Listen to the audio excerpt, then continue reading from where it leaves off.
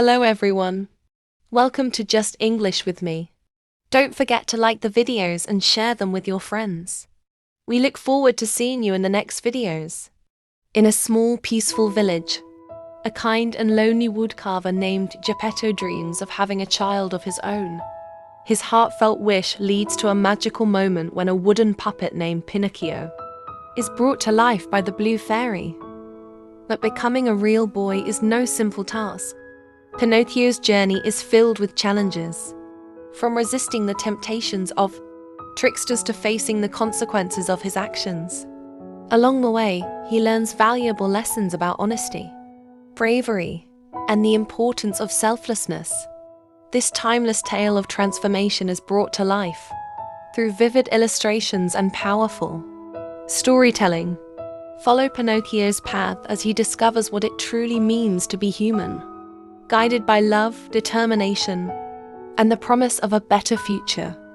Once upon a time, in a small and quiet village, there lived an old woodcarver named Geppetto. He was a kind and humble man who spent his days crafting beautiful wooden objects in his cozy workshop.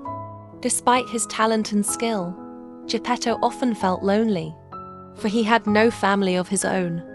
One day, as Geppetto carved a wooden puppet from a special piece of wood, he gave it the form of a little boy.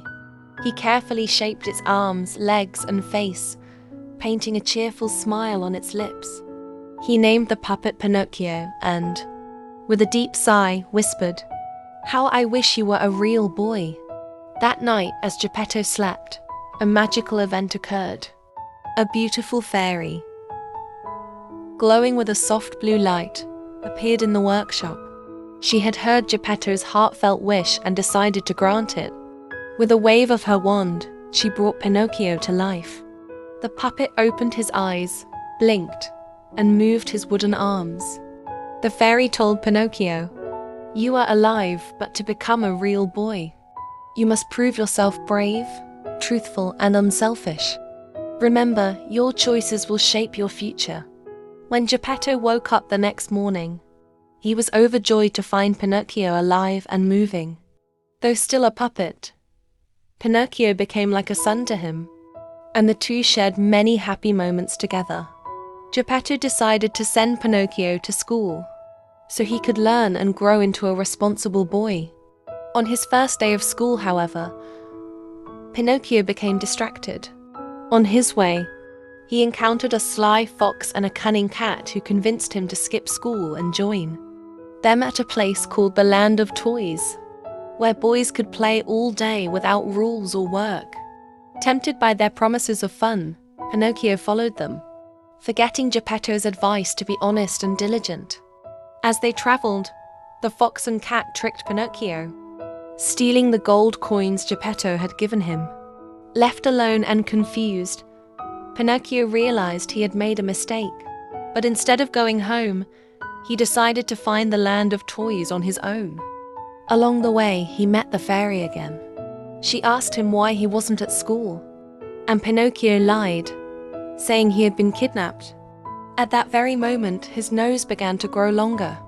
The fairy explained, "Each time you lie, your nose will grow. Only by telling the truth will it return to normal." Pinocchio promised to be truthful, and the fairy forgave him. But his adventures were far from over. He soon encountered a traveling puppet show, and the greedy puppet master, Stromboli, captured him.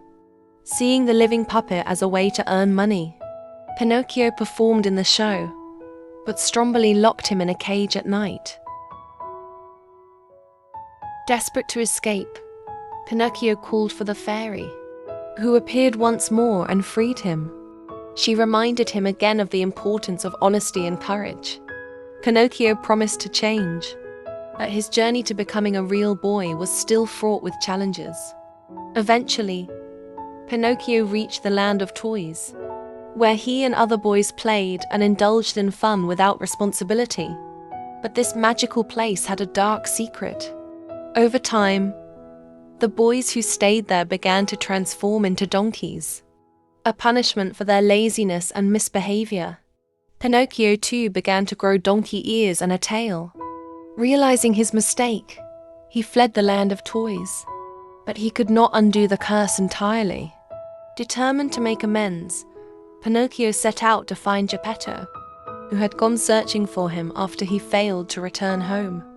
Pinocchio learned that Geppetto had been swallowed by a giant whale while sailing the seas in search of him. Filled with guilt and love for his father, Pinocchio bravely dived into the ocean to rescue him. Inside the whale's enormous belly, Pinocchio found Geppetto alive but weak. Using his cleverness, Pinocchio devised a plan to escape. He tickled the whale's throat with a piece of wood, causing it to sneeze them out into the sea. The two washed ashore, exhausted but safe.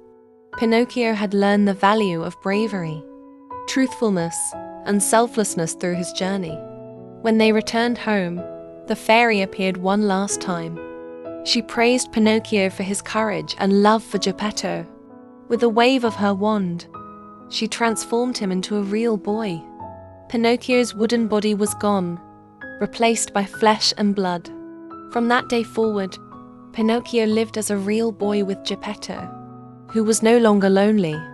They shared a life full of love, laughter, and gratitude, knowing that true happiness comes from making the right choices and caring for others. And so, they lived happily ever after.